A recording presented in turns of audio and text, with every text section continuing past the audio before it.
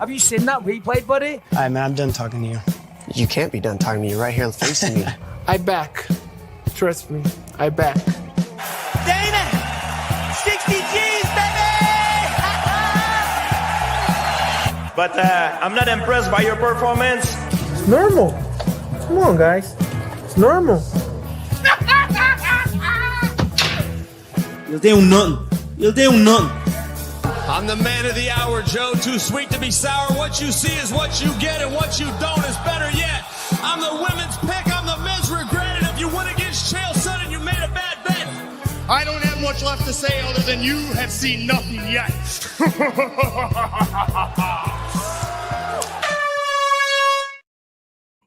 Yes, what's happening, Fight Week Show fans, Fight Week Show people? Then we are back with another episode of Don't Stop Shakedown, and I got my brothers in the building. I got Sterling up in here, we got Cross up in here, Olin up in here, and Yao, kick him in the head. He's in the building. Salute to every single one of you, man. Big love, big love, man. Hey, to the birthday boy, just coming off the back of UFC 311. Cross, how you doing, my bro? Man, I'm great. And the birthday was phenomenal. Me and MMA Anomaly went to UFC 311. It was an absolute movie. I mean, you guys see, ended up running into some of the guys, bro, and it just was phenomenal. I don't know how it came through on the TV, but that arena is one of a kind, and the UFC needs to go there like at least twice a year. It's legit. No, it looked good on the TV, bro. Like we were sat there watching it on the screens and comparing it to the Sphere. Like it was that good, I felt jealous watching Olin going crazy all up in the crowd, enjoying the whole show. How was it for you, Olin? What was the experience like? Man, the experience was absolutely incredible. And Crossover, I'll tell you, I went back and rewatched the entirety of the fight card on TV on Monday morning, and it didn't do it justice. Like, it looked beautiful on TV, don't get me wrong, just like the Sphere did. But I think we all know and can admit that the Sphere probably looked a lot cooler in person, right? Yeah. That's how it was here. Like the Halo, I think they referred to it as, the dome screen that they had in there, probably the coolest screen tech I've seen in my entire life. And I actually heard John Anik, I believe it was during the Yuri Prokaska versus Jamal Hill. Between that fight, I think at some point John Anik literally said, "Are you guys believing this? Look at this arena. This might even be better than the Sphere, in my opinion." The fact that John Anik not only compared it to the Sphere, but said it felt like it was better in person. I mean, I wasn't at the Sphere, so I can't attest, but I got to tell you, hands down, nothing even holds a candle to it. This is the coolest arena I've ever been to. And we know John has been to every arena going. He's seen it. And not just the ones in the U.S. He's been to the ones in your neck of the woods, and his neck of the woods, and in his neck of the woods. He's been everywhere. Yeah. He's seen it all. All the necks, all the woods. No Diddy. Astaghfirullah. What's really y'all was hearing it. No homoerotic. Before we get to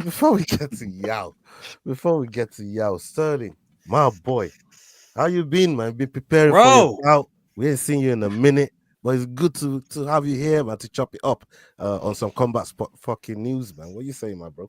Bro, I am fucking pumped to be back with the boys on Dust Up Shakedown. Have been real active in the chat as well, but boys, we're just grinding over here. We're gonna get this fucking dub this time.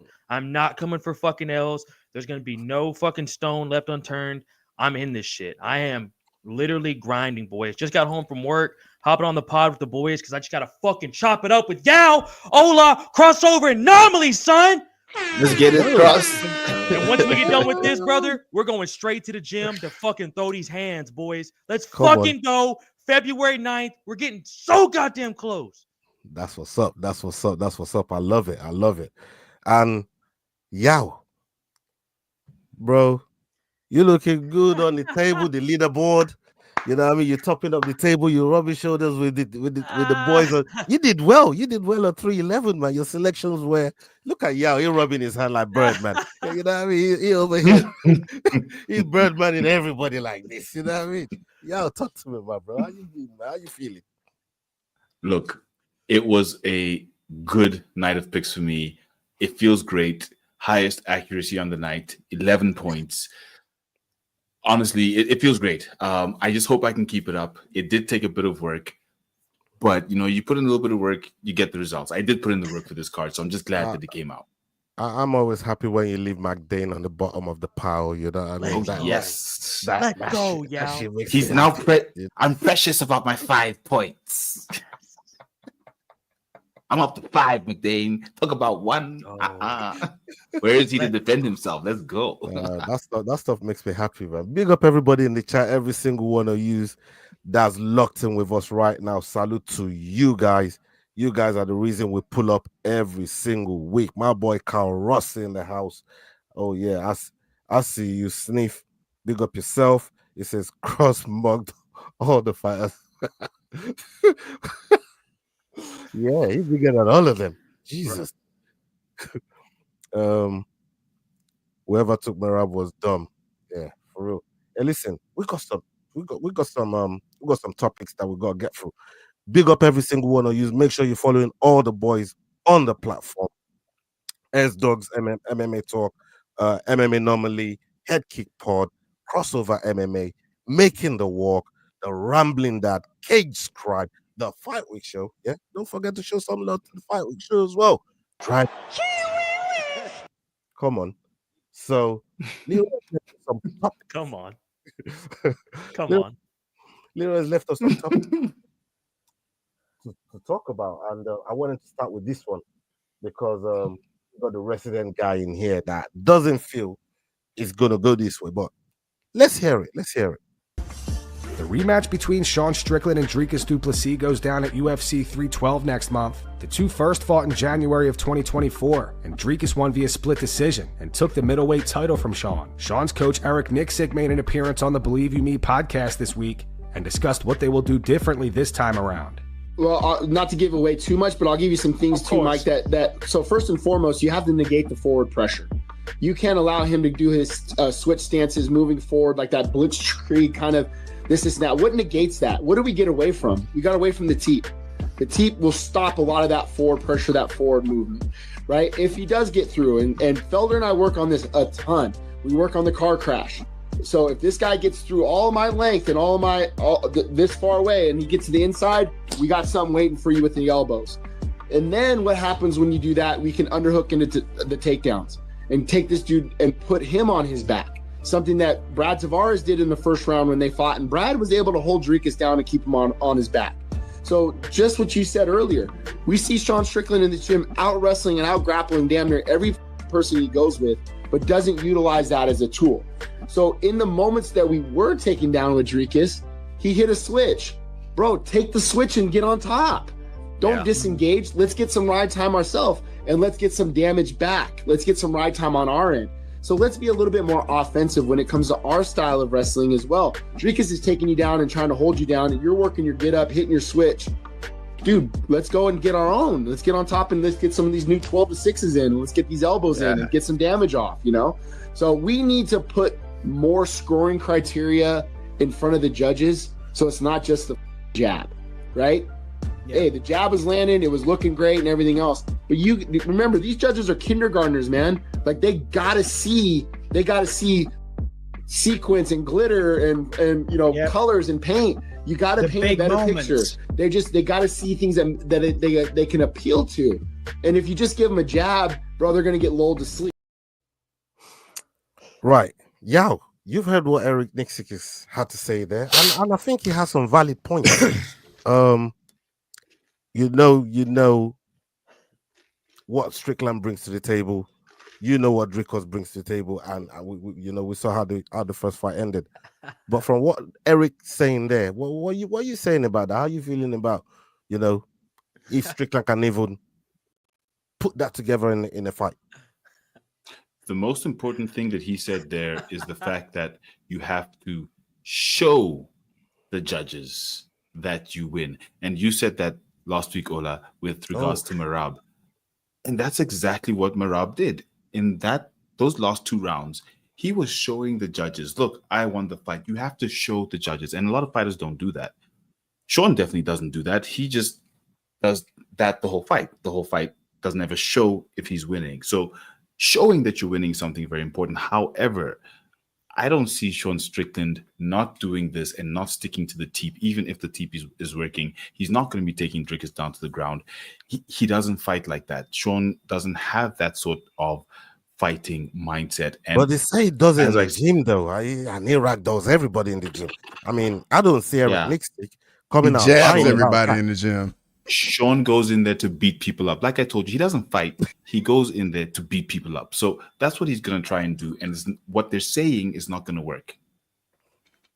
Okay. I mean, let me come to you, Sterling, because I know you got different opinion on this, and you fuck with Sean Strickland heavy. What are you saying about, Eric Nixick and his thoughts on how they can change the fight this time around, especially to the judges? I think the comment about these judges are like kindergartners is hilarious. He's kind of giving them a backhanded insult there. He's saying you got to give them something flashy, but he's really calling them children. But yeah, bro, Sean's nothing flashy. Like as you saw Crossover and Anomaly doing earlier, it's a whole lot of 1-2s and teeps down the middle and a whole lot of awkward Philly shell. That's all it really is. And with Strickland, bro, or not with Strickland, with Dricus, even Izzy and Robert Whittaker talked about it when they were linking up together. He hits you and you don't know how the fuck he's hitting you. Like even Robert and Izzy both said they thought he was so fucking slow, like moving towards them with throw punches. They were like, he's slow as fuck, but he hit you with a heavy, slow jab. You know what I'm saying? Or he's just awkward about just forcing and getting the fucking action to where he wants it, bro.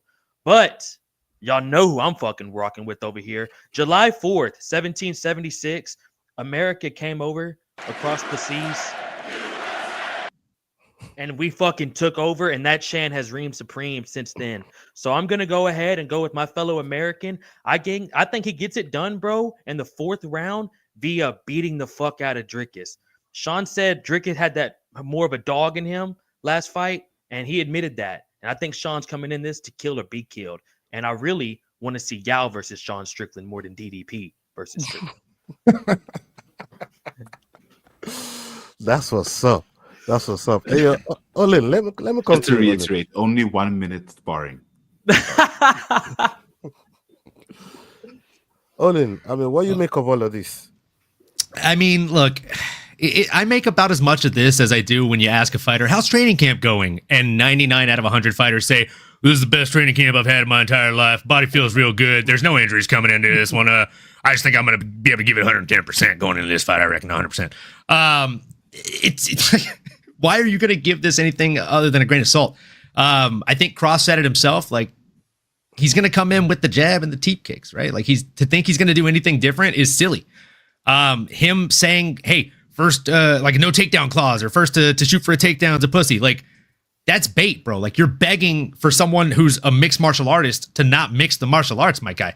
So let's not beat around the bush. Let's just say you don't want the takedown smoke that DDP brings to the table. It's not going to change.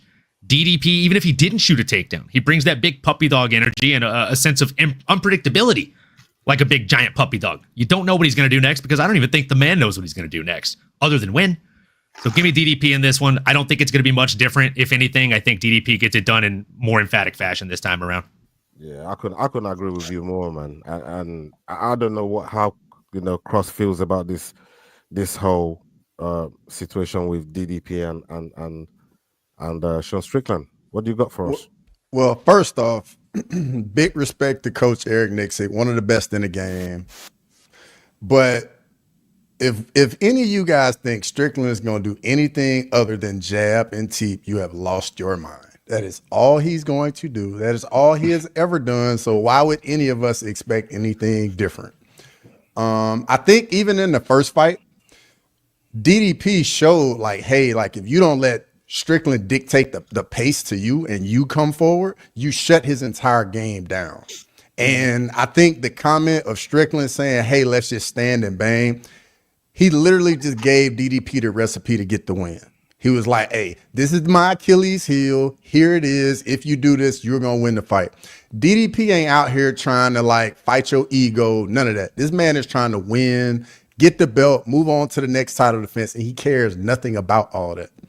And I personally think DDP is going to make this fight look kind of easy, believe it or not. What the Because fuck, I think he gonna march Strickland down. What and the he gonna, fuck? And he gonna bully him, dog. Straight up. Yeah, Don't let him bully I him. think he's gonna make it easier than the first fight. bully you, son. I gotta spark up on that. I didn't think. Well, you know what? I'm not surprised by Cross, bro. He's Cross Nurmagomedov.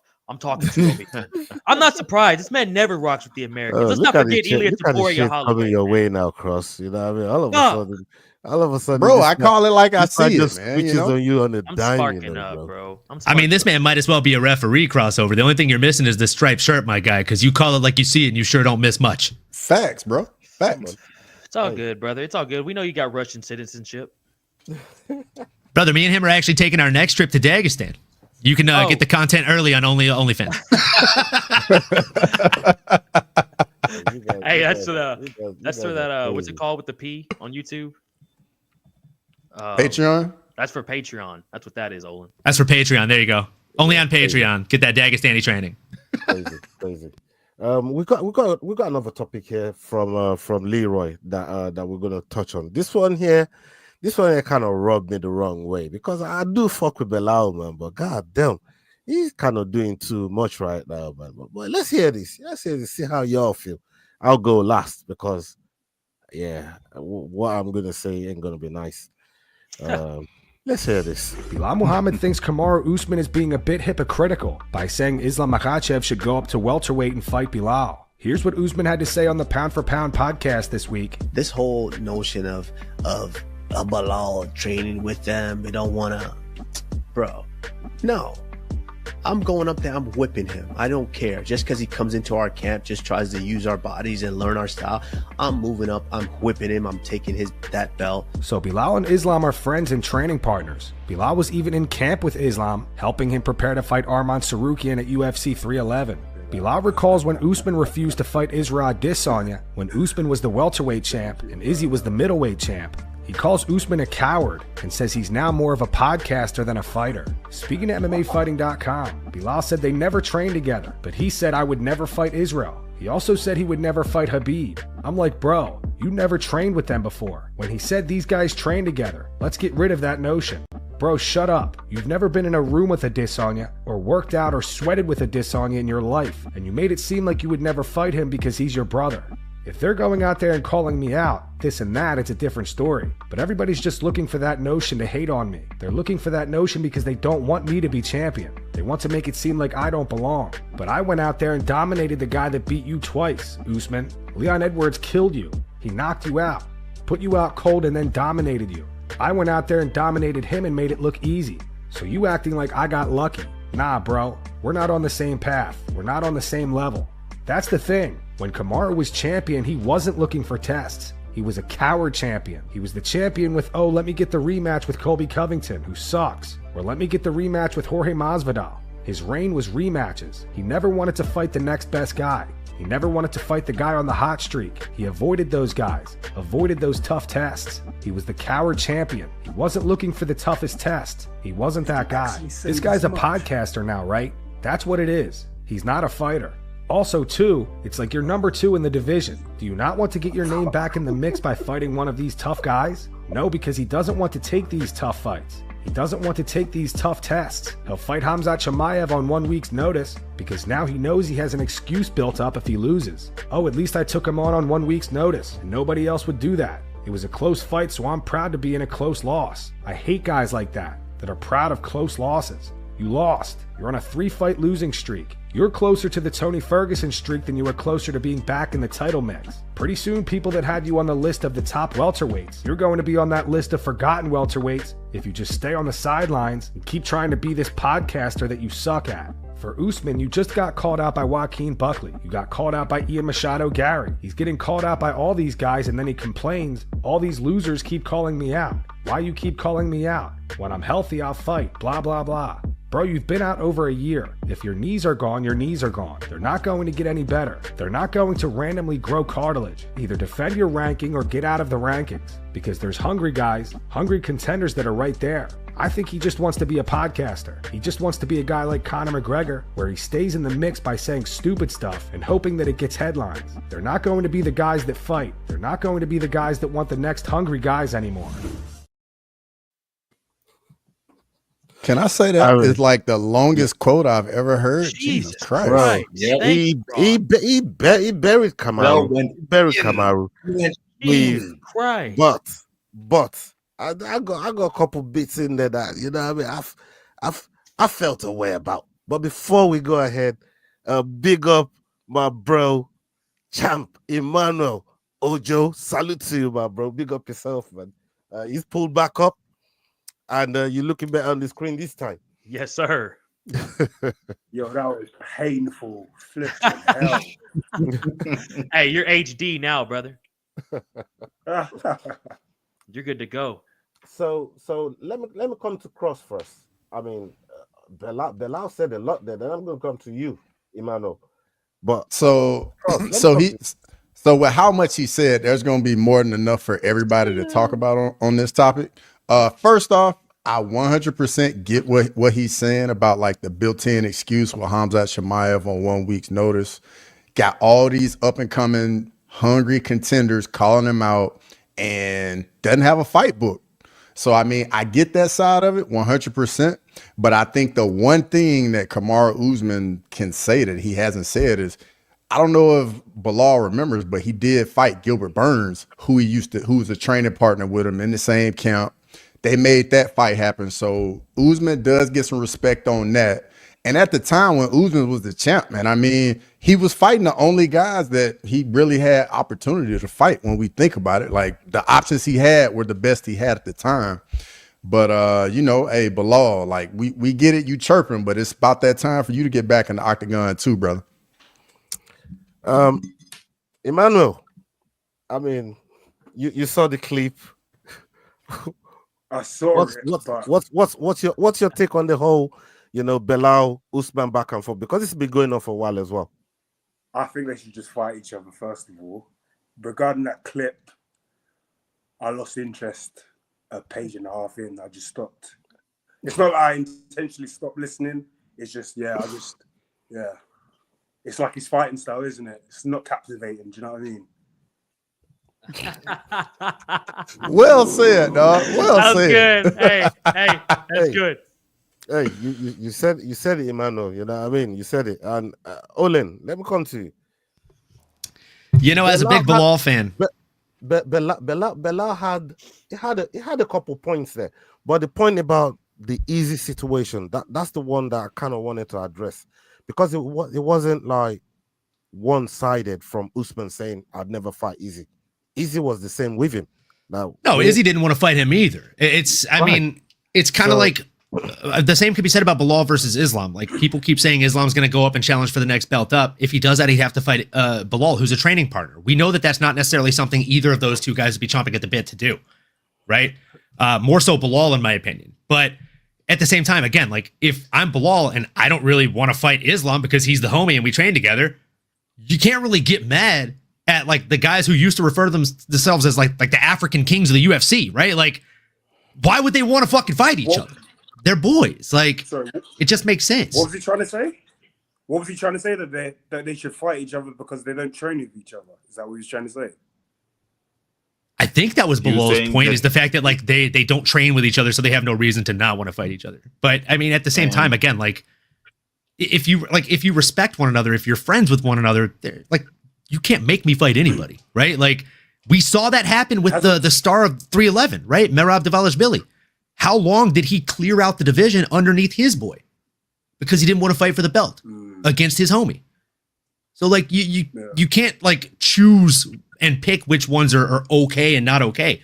I think it's kind of a moot point from him. And I mean, as a Bilal Muhammad fan, I got to think he's reaching here, and he's doing exactly what he's bitching at Kamaru for doing, right? Like, he's trying to get the clickbait reactions. He's trying to get the podcast following, and he's also sitting on the shelf. Yeah, Emmanuel. Didn't Ian Gary step in for Bilal in the last 2-3 months?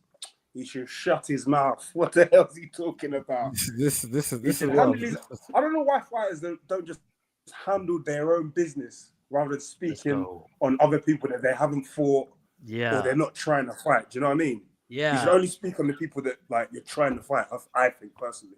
Facts. And you know why we had so many superstars back in the day, in my humble opinion, before I pass the torch back here? It's because we didn't hear the fighters fucking speak. We just watched them walk to the cage, look like a fucking maniac, and then handle their business. Hard not to get behind a dude who's doing that. But now we have your Colby Covingtons, we have your Bilal Muhammads that are either going a political route or talking trash on all these other fighters who've arguably done more for their division than the guy speaking has. Again, it makes it really hard to get behind these guys no matter how dominant they look once they get in the cage. If every time they're outside of the cage, all they do is piss you off and make you bitch and moan. Sterling. What's up, dog?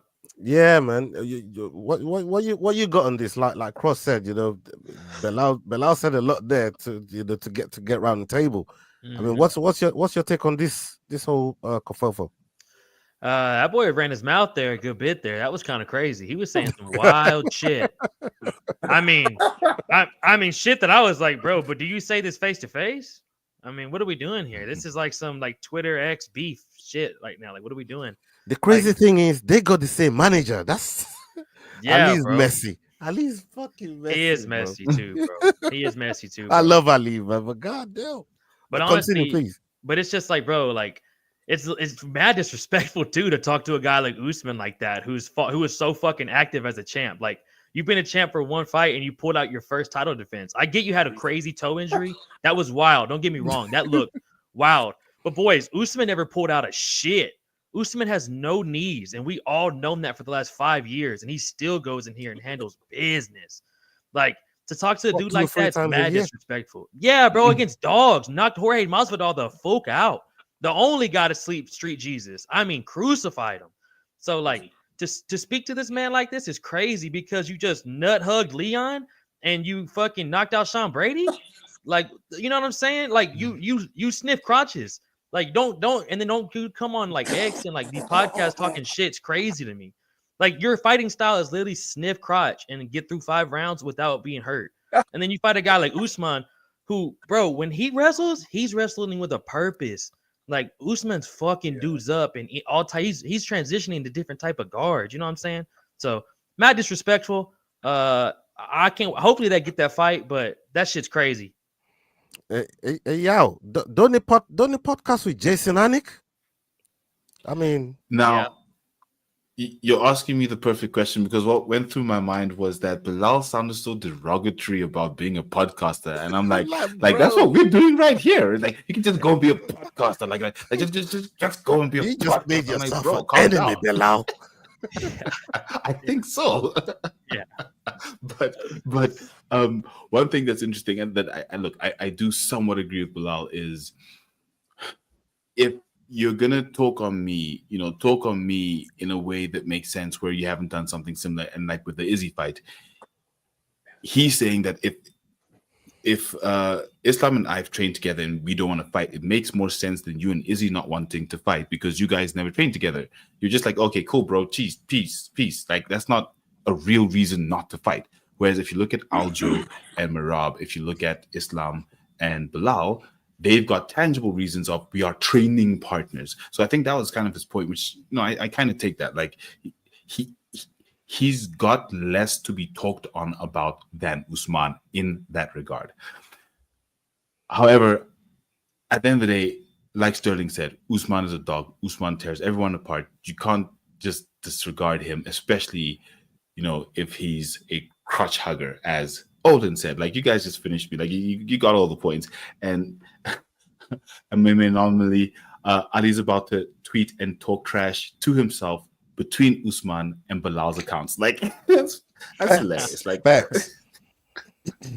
Okay. Yeah, I got one here for you guys from Leroy. Leroy's put this video together, and I'm kind of interested in this fight. I don't know about y'all, but we'll get you guys' takes on this. Let's hit the clip. Max Holloway has responded to Charles Oliveira suggesting that they should have a rematch for the BMF belt. Max and Charles fought 10 years ago back in 2015, and Max won via TKO in the first round. It was an extremely odd stoppage. While the two were fighting, Charles slowly fell down to the cage, grabbing his throat. At first, it was reported that Charles suffered a micro tear in his esophagus. However, it was later revealed that this was not the case. Charles said that when he fell to the cage, everything went numb and he couldn't feel his body.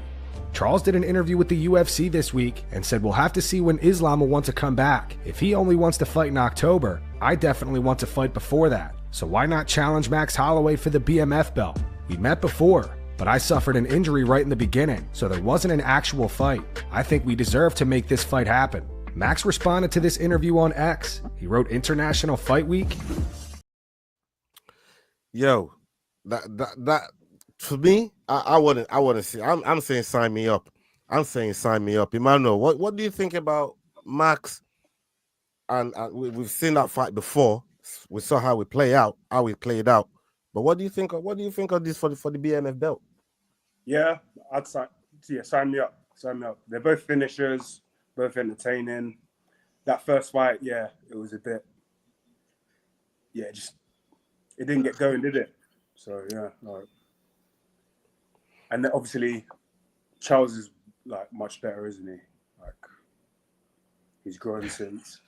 Yeah, Charles has grown leaps and bounds from that 100%. first fight, and you know the things that Charles has gone on to do in the UFC in terms of bonuses, in terms of finishes, in terms of submissions. And I mean, Cross, who has more like bona fide, certified accolades like Do Bronx, Charles Oliveira? Man, honestly, I'm with you, Ola. I absolutely love this fight. I absolutely love it. It'll be all action. You know, it's going to be a 5-round BMF title fight. Like, you can't go wrong with that. At the same time, though, it's kind of like Oliver is in a tough spot because, you know, even though Dana White said Arman's not going to get the next title fight, well, if it isn't Arman, who's going to get it? Oliveira's in a really good spot to get that next title fight. So it kind of is like what he would be doing, what Justin Gaethje did before UFC 300, where he was the next guy for the title fight and then was like, all right, I'll do this with Max Holloway. Then he lost, and now he missed out on the title fight that Dustin Poirier ended up getting. So I love the fight. I would tune in. We all would tune in. We all would love it. But Oliveira might be up next to get that title fight. Now, I don't know at this stage in his career that he can risk missing that opportunity because you never know what may happen. Yeah, let me give you something early on this one, y'all. With Oliveira coming into this fight, as they talking about it with Max Holloway, we see what Max Holloway can do and the type of fighter he is. But the styles of these two gentlemen, how do you think it plays out in a BMF situation where they gotta go all out 5 rounds? First round, jab, jab, jab. Olives gets knocked down, falls down.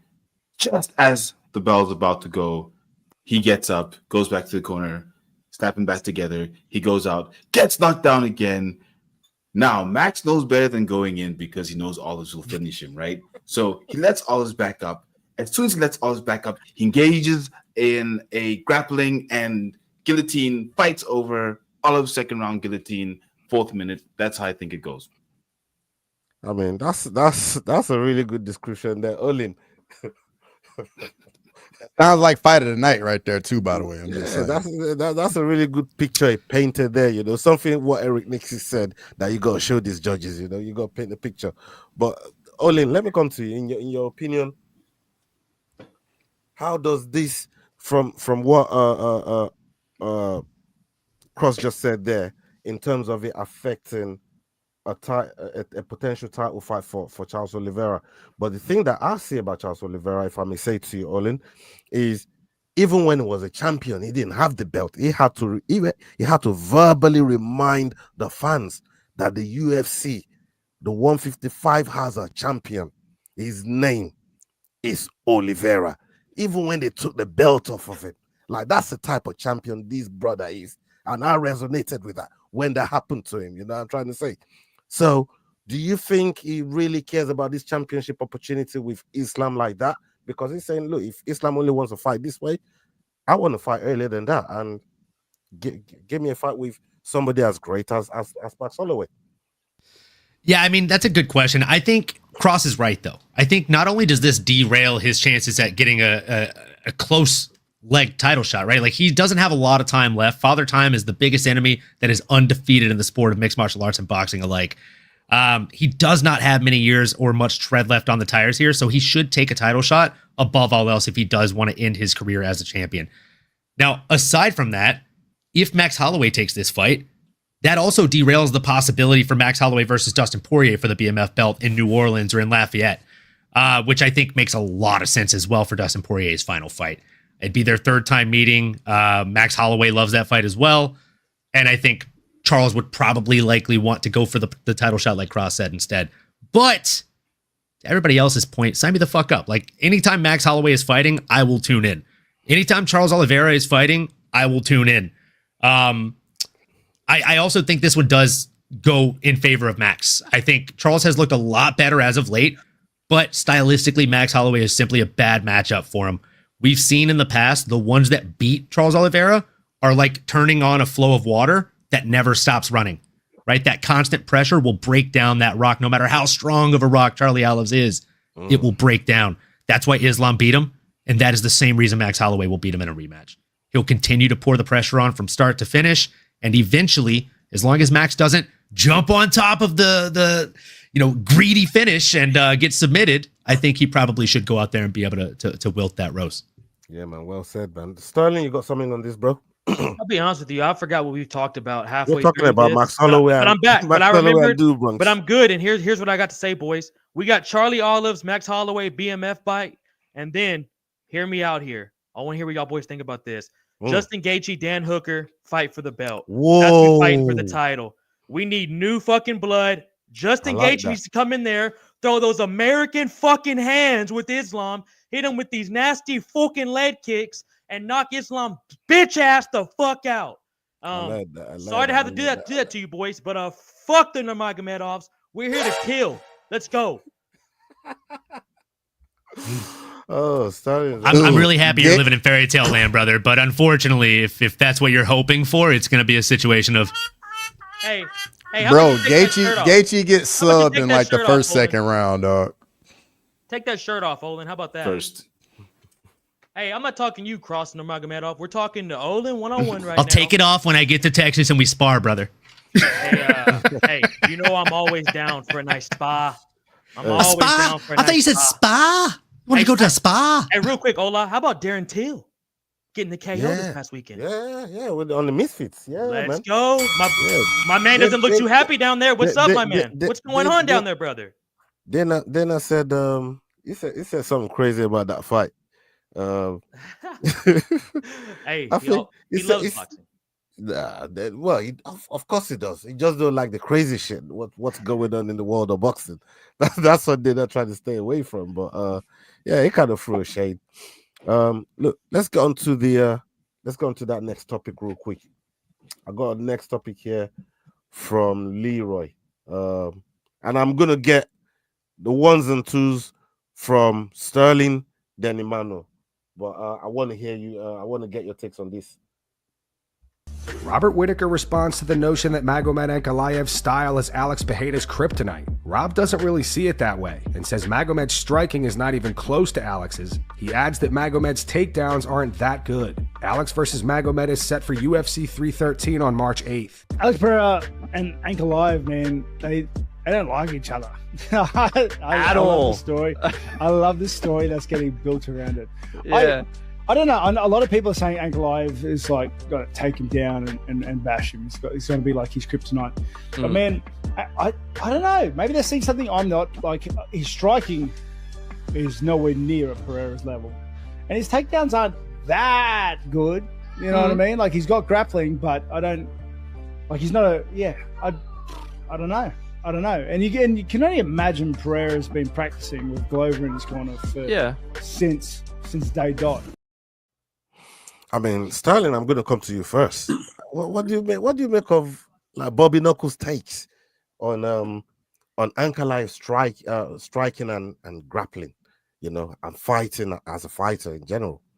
I'm not gonna lie to you. I like the beef. I like that Pereira and Ankalaev got a little heat going into this one.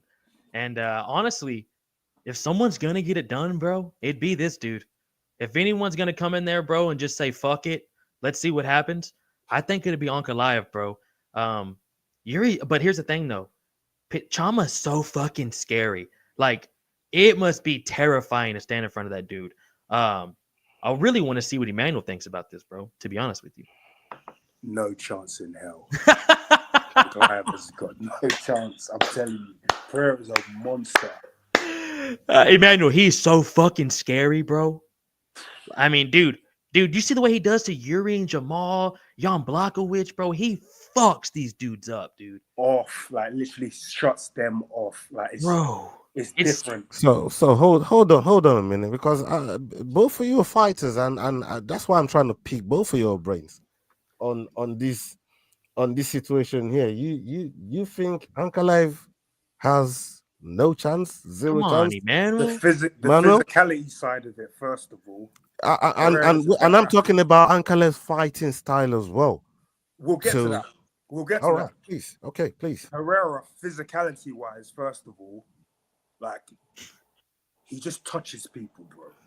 It's not that he's loading up or anything like that. It's literally just, and people just shut down. And then you take into account the skill level. You know that in MMA, Adesanya is the only person that's finished him, right? You know that. Yeah. On the feet. Yeah. And he's the only person that's like, what the Blachowicz fight went to a decision, I think. Yeah. But he was fucking him up. Sorry for my language. No. Towards the end of it, he was fucking him up. He fucks people up. That's what he does. That's what he was built for. Like, Ankalaev's wrestling's good, but he hasn't got the hands for it. Like, I was thinking maybe he's southpaw, but so is Jamal Hill. Do you know what I mean? And he took him out. Yuri took him out. He just takes people out. That's a wild point there. Olin, I mean, do you see this differently, or you agree with the boys? Sorry, guys, I got to disagree with the boys here. I love Alex Pineda, one of the most terrifying figures I've seen in person. But Magomed Ankalaev is a stylistic nightmare for him. He's not a wrestler by nature, but he does have the grappling onslaught, and I could see him utilizing that early on to start to break down the muscle of Alex Pineda. And if you can slow him down and gas those muscles, gas that additional weight that he is carrying around, you can slow the man down, and that breaks the physicality that he possesses over you. Can I put a question your way, please? Absolutely. Where do you stack up Ankalaev's grappling with Glover's? I think he's a better grappler than Glover, pure grappling. I think Glover's a better Brazilian Jiu-Jitsu artist.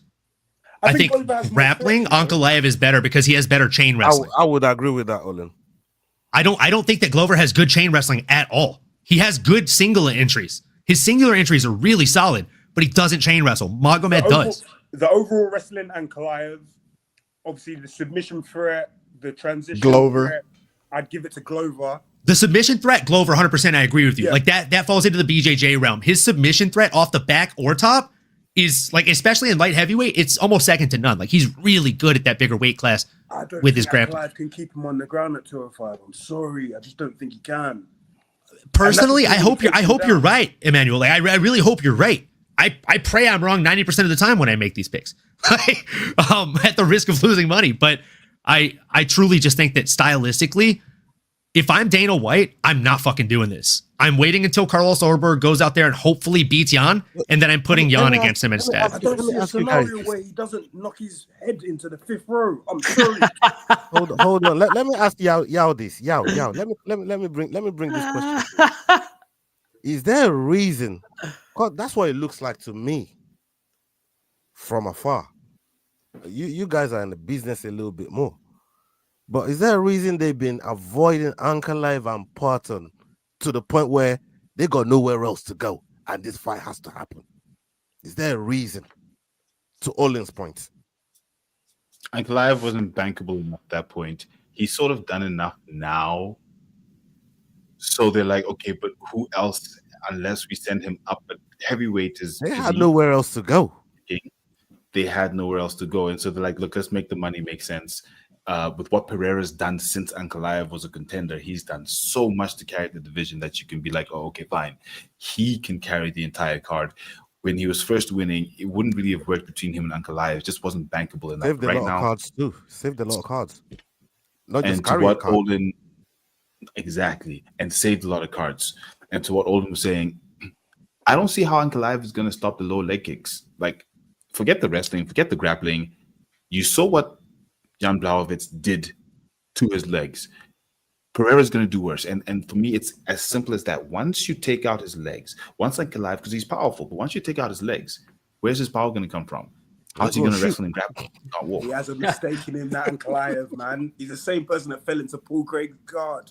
I'm telling you right now, though, I truly think those low leg kicks are going to set up the initial takedown threat from Magomed. Because if you ask a grappler, you throw a low leg kick, you have to pick. I'm taking you down off a body kick or a low leg kick. You're gonna try and catch it. Ankalaev, man. Cross, you've been sitting patiently on this, and I know you're a big Shama fan.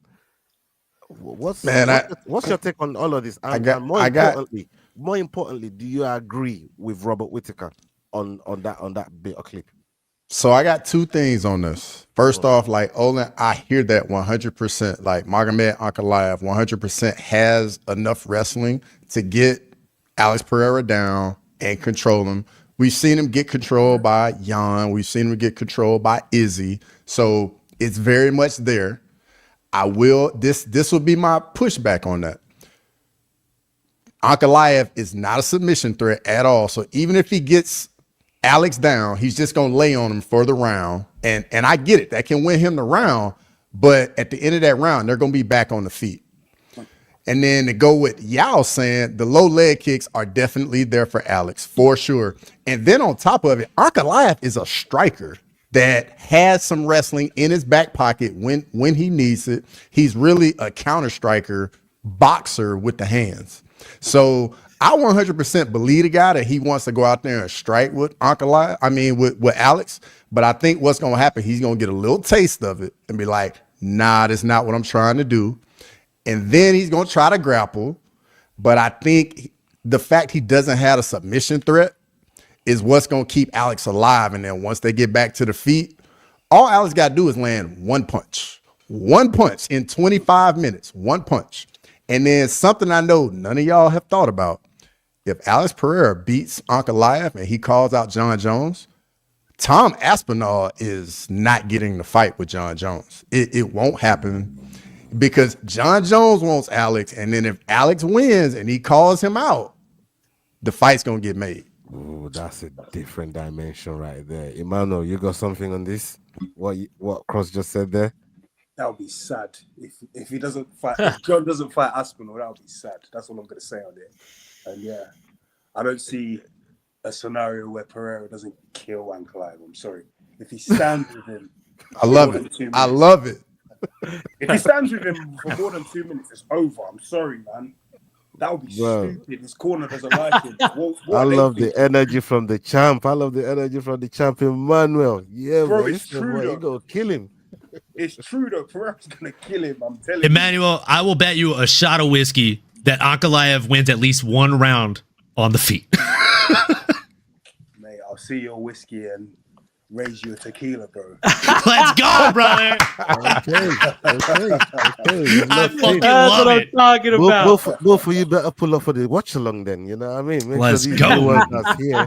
Make sure you guys pull up for the watch along. Yeah, watch along on that one. Let's go, champ. Right. Thanks. Actually, talking about Aspinall there, Leroy put this video together for us, and Aspinall's got issues with set people in the space. Let's hear it.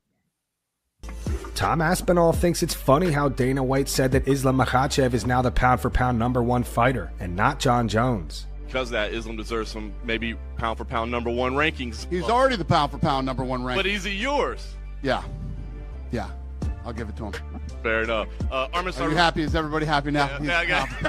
On his YouTube channel, Tom said now we're seeing Dana White coming out and saying that he's the pound-for-pound #1 in the world. Islam Makhachev, as we all know, to me, pound for pound is a lot of made up stuff. I don't look into that, but it's just funny that he kind of jumped ship now from John Jones to Islam. Islam did what he was supposed to do. Went out there, fought whoever was put in front of him, which is what a champion is supposed to do. Fought a guy that the UFC told him to fight, got the win, and he's levels above everybody else in that division. He's going to hold that belt for a long, long time, and that is something that I'm very excited for because I'm a massive Islam Makhachev fan. Yeah, I mean, Tom obviously throwing shade there to Dana. And I mean, anybody that knows Dana knows how quick Dana can jump shit. I was saying this last week. I don't know if you remember, Yao, that Dana was happily claiming Islam to be number one pound for pound because he saved the card. Yeah, because he saved the card, not because he really believes in A. John Bones Jones. It's because he saved the card. But let's look. Let's be honest. We know Islam been busier, way busier than John Jones, right? So I'm just dropping my take there before I bring it to you guys in terms of what Tom Aspinall was saying there. And even if you think the fight's going to happen or not happen because of what Cross said earlier, if Poatan wins and calls out John Jones, does that throw spanners in the work as well to what Tom is saying? Because we know Dana White can jump ship, as we just said. Emmanuel, let me come to you first on this. Regarding what specifically? Regarding Dana jumping ships, if the fight's going to happen between Aspinall and John Jones, and what you think of Islam being number one pound for pound. Dana's just doing what a promoter does, isn't it? But the whole pound for pound thing for me, I don't really think about it or have an opinion on it. I think it's just like it's not realistic. Is it not based on who's more active and maybe See, this is the thing. and I can't put my finger on what it's like, how people determine it either. Like records, I don't know, man. It's all confusing. Pound for pound is supposed to be dictated on no weight classes exist. If both men were the exact same weight and size parity doesn't matter. So basically, if Tom Aspinall was shrunken down to 155 pounds or Islam was blown up to 265 pounds, who would win locked in the octagon? That should be the pound for pound discussion. Away everyone's attributes, though. Like Mm-hmm. I can't. Well, you're giving them just skills parity, so you're taking away size. That's the point of the pound for pound discussion. Is if size was not a factor, who's the more skilled fighter? Which is why Demetrius Johnson was always the pound for pound guy, because he beats everybody's ass if he's a 265 pound man. Yeah. Not John Jones. I mean, DJ, if he's 265, murders John Jones. I'll die on that hill, bro. But I also think if DJ was that big, he would lose some of his skills. So that's the part of it that's the hard part to decipher, right? Yeah. Like when guys get bigger, physics play a part, people, and they get bigger slower. guys, and just cannot do the same things that smaller guys can do. Which is what. And then on top of it, how can you measure a guy like Merab Dvalishvili? How can you measure that cardio? Yes, sir. His skill may not be there with guys, but he literally breaks everybody and just melts them with his pace. Like, how can you measure that? Bro, imagine a 265 pound man shooting 45 takedowns in a That's fucking crazy. fight. Come on, dude. I don't think it like translates heavyweight. Same. Imagine. There's no way you can do that. He just so much smaller. Merab against Derek Lewis, and Derek Lewis Let's True. go, Emmanuel. True. Yeah, what's up with Blades? God damn. Jesus, why you gonna rub that in? Like that still hurts me till today. Yeah. Now imagine Derek Lewis at 125 and not have any power. But he'd still be able to get up from all them takedowns. just by standing up. That would be crazy. Oh man! How about Jailton Almeida graduated from the school of Derek Lewis? That motherfucker literally was in full mount or half guard underneath and was like, "I think I'll just sit up from this." Is that the guy that fought that Spivak guy or wherever? He fought Spivak. Yep. Yeah, I literally went back and watched that sweep 5 times, and I don't understand why it worked. I don't understand how Jailton did it, other than like he's a freak.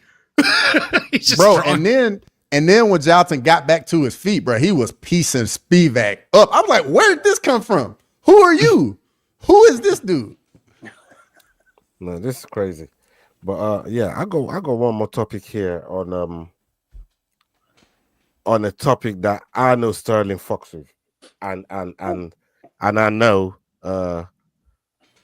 Yao fucks with it as well. So maybe it's not for everyone, but it's for a couple of our panels here. So I'm going to be coming to both of you first on this one, and see what you think. Let's go. Anthony Smith says he wants to compete in Power Slap. While most UFC fighters haven't been very supportive of the show, Smith has attempted to defend it, making the case for why it's a legitimate sport. Now, in an interview on the Ariel Helwani show, Smith revealed that he approached UFC offering to compete in Power Slap. However, UFC executive Hunter Campbell immediately shut down the idea, not even bringing it up to Dana White. At least one Power Slap event. I tried. They told me no. Straight up. Even if you retire. I asked Hunter. He told me no. Why? He wouldn't even bring it to Dana. Damn. I don't know. He said no. I still don't understand why you're not a commentator for those. You actually genuinely love it. I get it. I get it. I understand why. Why? I'm more analytical in my analysis and my commentating. And let's just be fair. There's not a whole lot of analysis going into Power Slap. Bisping he can be just as analytical as me, but he can do something that I can't. Like, he can sell things. And he can make you care about something. He can promote it. He gets wild and crazy, and he gets you very excited for something. I'm not the big crazy promoter, and I can't do both. I just have to stay in my lane and do what I do best. He's just better at that than I am. Okay, you Power Slap guys. First, Sterling, should Anthony Smith be even competing in Power Slap? Seeing how crazy what you guys watch on there, seeing how crazy that is, should even I know CTE is a real thing. No, CTE is a real thing. Yeah, talk to me. I really want to know what Emmanuel thinks. The way he's looking over there is making me laugh, but Emmanuel, I've had a couple Power Slap guys on the show. I've got no interest in anything. Nah, Emmanuel, hear me out. Look, I've been watching it since it first came out. I'm not saying I would do it, Emmanuel. I'm not saying Anthony Smith should do it, but it is entertaining as fuck. If you just want to sit down, Emmanuel, for an hour and watch dudes get slapped around, I'm telling you, Emmanuel, it's not bad. But I don't think Anthony Smith should do it, but I don't think anyone should do it.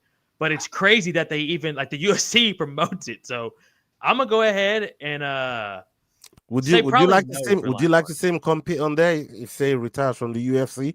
No, no. It would make me feel sad. Like, why are you doing this now? And then, you know what I'm saying? Like when Paige Van Zandt doing it, like, bro, it's bitches. You know what I'm saying? Bitches, who cares? Who cares? It's hoes slapping hoes. We're all into that. Demonetized. But we can't have former UFC titles. Goddamn video, yo. Did I really? Hey, Leroy gonna whoop your ass for this. Hey, Leroy's in Canada. He's got the vaccine. He can't whoop nobody's ass. Hey, right? You don't say that. Leroy's blood count is thin right now. He can't do. He's got the double vax, so he's his blood count isn't thin from the vax. It's thin from all that alcohol you've been drinking, brother. That too. You see what I'm saying? And he drinks alcohol like he's 21 years old. He's 64. But to go ahead before I toss it over to Yao, Emmanuel, I really want to hear your thoughts as well. But I'm gonna go ahead and tell you this, brother. I don't think he should do it, but I don't think any male. It's just sad to see a UFC fighter go from title challenger to Power Slap. You know what I'm saying? I know he's not doing it for money. He just wants to do it, but it's still a weird look. Yo, I have no problem with him joining. Very specifically, I think if you look at how many and if you've actually watched Power Slap, let's go. You can't complain about CTE. So I hear you, but it's not American football where you're getting at least 100 hits per week because you first must train and then you must play and then you must. No. You get hit 3 times in 3 months. That's it, right? And it's not even a closed hand. So the point is, the rules sort of promote safety where you wouldn't have those issues. Now, in terms of the entertainment value, yes. When you got to just stare dead in the eyes of someone and say, listen, hit me. I'm ready. Let's go. Hit me. Let's go. It is exciting. And we've got Sheena Bothry, the female slap goat, fighting at Slap 10 Step 11 happening, I think, like in a week or so. Emmanuel So, is yes, killing me right get it. now. Listen, the embarrassment that will befall him when he gets Emmanuel knocked is out by a killing truck me driver. right now. He'll get a truck driver that puts him down. Oh, because it happens. Oh, yes.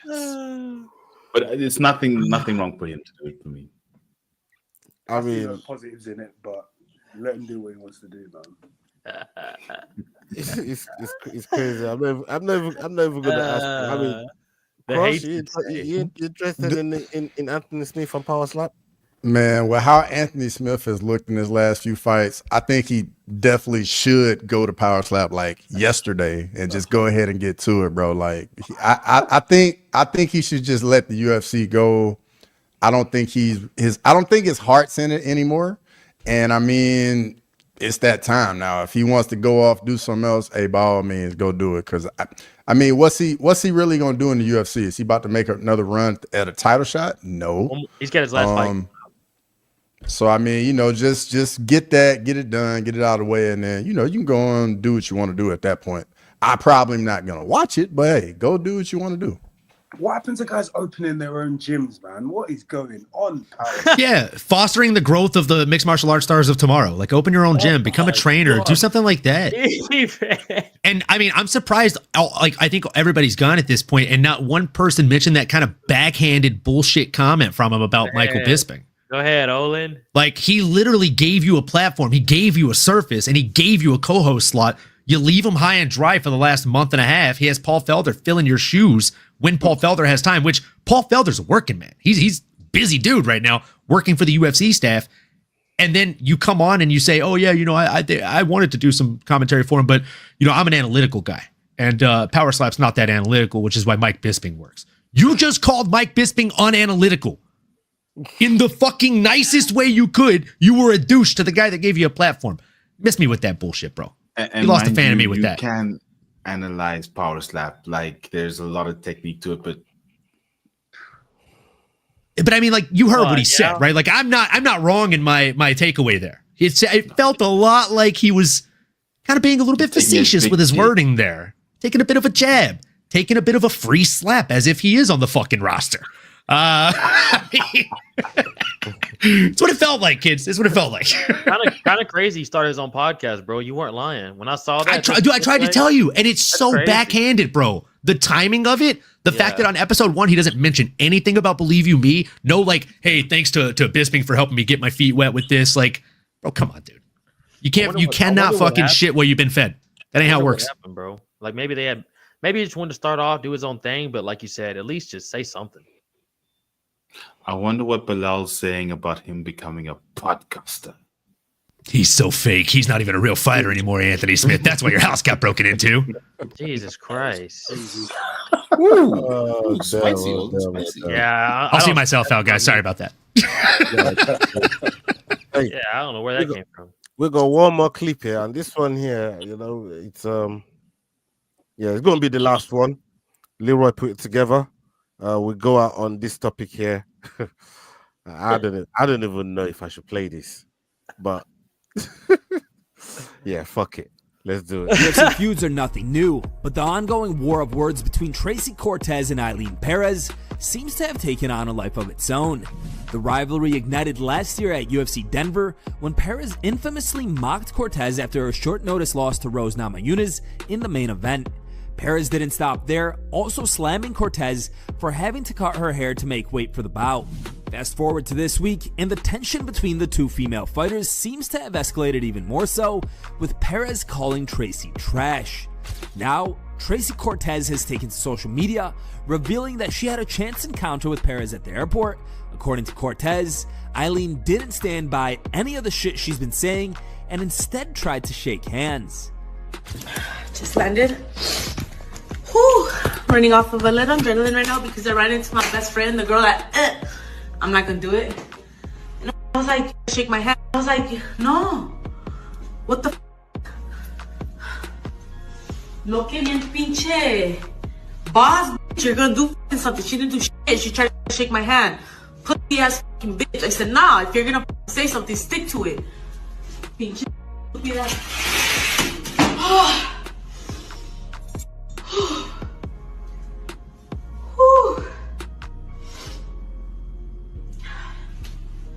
try to shake my hand. I don't do it for clout. I'm from the hood. If you're gonna talk shit, stand by it. Because I'm standing 10 toes down. When I see you after this fight. In response, Perez released a video of their confrontation in the elevator. She captioned the clip, "This is what happened this past week in UFC 311 with Tracy Cortez. While I was walking from the sauna to my hotel room during my weight cut, this crazy lady tried to fight me in the elevator full of people. She is so scared to fight me in the octagon, she has to try and jump me when I am focused on another fight and still couldn't break my focus. I just laugh and laugh. This is one of 3 times she tried to fight me during this past fight week." So, people, that was long enough. But I'm going to come to you first, Cross. Because if I go to Sterling first, I know what he thinks about women's MMA altogether. You know what I mean? But I'm going to come to you first, Cross. These Bro, two, like you showed us something in the chat. We know what Ailey Perez is all about. You know what I mean? She Oh. be doing the twerking. She be doing the OnlyFans. You know what I mean? But Tracy is a bit more respectable. You know what I'm trying to say? And she don't be in there with my boy Brian Ortega. You know what I mean? Real family woman, rare tete. But this fight here, as a fight, forget the whole back and forth. As a fight, do you give Perez a very, very good chance of getting past Tracy Cortez? Bro, I don't even think Perez should even take the fight, bro. She just beat the number 5 bantamweight in the world, bro. Like she on her way up. Tracy Cortez isn't even ranked. This will only benefit Tracy Cortez. I think Aline Perez just bypass all of it and then go on up. And then if Tracy Cortez works her way up to you, then you take care of her. But there's no need in looking back. Like Aline Perez is just in the ranking. She's going to be in the top 5. And I mean, hey, don't even worry about it. Don't sweat it and just let it marinate. And then, because at the end of the day, this storyline's always going to be here. And but Tracy Cortez got some other work to do first. Emmanuel. I prefer not to speak, please. That's one of the maddest lines there, man. You know what I mean? Is that Jose Mourinho line? That's a Jose Mourinho line. You just dropped on us right there. Oh, yeah. Madness. Olin. Yeah, man. I mean, I'm with Cross. I'm with Cross here. Look, I like Eileen. I'm a big fan. I'm a big fan of her work inside the octagon and outside of the octagon. Oh yeah. Look, all jokes aside, I'm just gonna call a spade here. I know I usually run a little bit long-winded. It's in my nature, so I'll keep it short. One of these two ladies is getting 10-8s on Twitter or whatever the fuck platform that video was posted on. The other one's getting 10-8s inside of the octagon. If I'm Eileen, I'm ignoring the one that's not doing work inside the cage, and I'm keeping my path forward, like Cross said. Who's next? Yeah. Yo, look, I'm a big Aline Perez fan. Dog of the week, she took me to the top. How can I not be a fan? I bet you are a fan. We're all fans of her work. Shit. But like you guys said, you know, she's doing real work. She was a plus 200 underdog. She came with a decision win in her last fight as well. She got the choke. So she's doing good work. She's on her way up. She doesn't need to take the Tracy Cortez fight. Maybe that's why Tracy Cortez is acting crazy, to try and get the fight. But with regards to women's MMA, that excites me. It's always nice to see a very healthy beef around fighting, because not beefing about anything except for fighting. A weight cut that went wrong, then a bad response, then a mini altercation on a fight day. It's all around fighting, not really personal, but still very spicy. I think for me, this makes me very excited to watch women's MMA, because definitely a potential fight between these two women in the future. So I'm very happy. I know Sterling's like, nah, but yeah, I'm happy. Like, yeah, let's go. I mean, you just did exactly what Anthony Smith was describing Bisping can do, because you just sold power slap in a wild way, bro. Like, the way he was glossing and dressing up power slap. I mean, Emmanuel was just looking at you like that. What is this, bro? And then you just sold this fight here, like make a fucking headline event with it. You know what I mean? Yo, you got unbelievable skill, my bro. I'm telling you, man, serious. But Sterling, what do you make of all this? Yeah, you know that fight's gonna be 3 rounds of grappling. You know that's gonna be 3 rounds of sniffing crotch.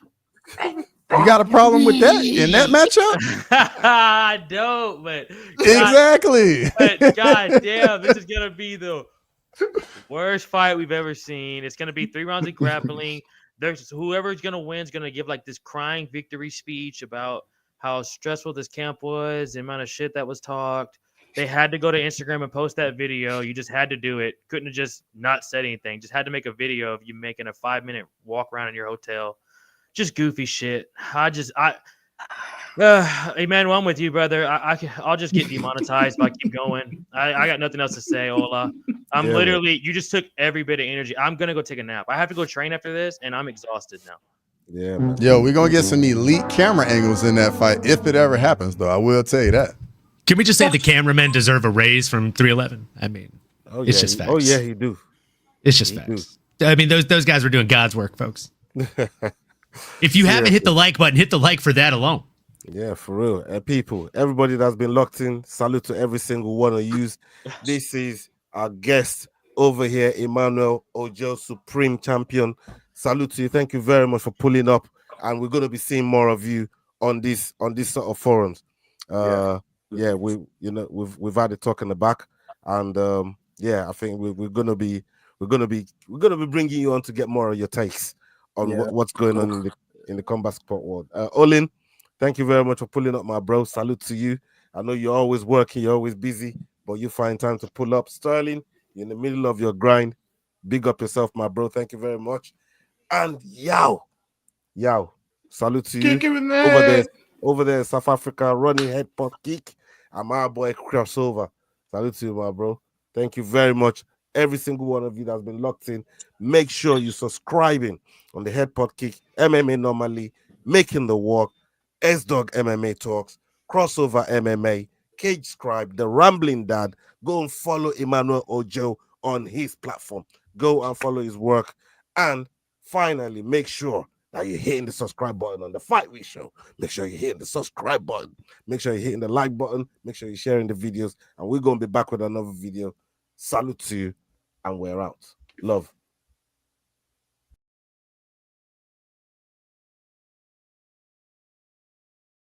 Hey guys, this is John Anik from the UFC. You're watching the Fight Week Show. Please subscribe. Not now, but right now. Subscribe to the Fight Week Show. We'll see you guys on the road soon.